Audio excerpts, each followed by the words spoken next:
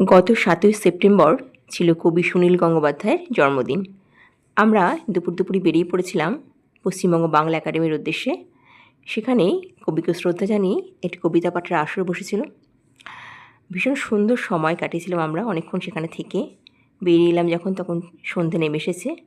এই রবীন্দ্রসদন নন্দন চত্বরটা সত্যি ভীষণ ভালো লাগে। দেখো, চারিদিকে আলোকমালায় সেজে উঠেছে একদম।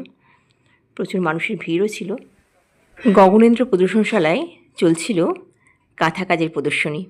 কাঁথা কাজের শাড়ি, ব্যাগ, বিভিন্ন জিনিস কিন্তু বিক্রি হচ্ছিল। আমরা ঢুকে দেখলাম কিছুক্ষণ, অপূর্ব সুন্দর সব সম্ভার। তা ফেরার পথে ভাবলাম একটু একাডেমি অফ ফাইন আর্টসে ঘুরে আসি। ছবি আঁকতে যেমন ভালোবাসি, ছবি দেখতে খুব ভালোবাসি। বিভিন্ন শিল্পীর আঁকা ছবি দেখার সুযোগ হলো।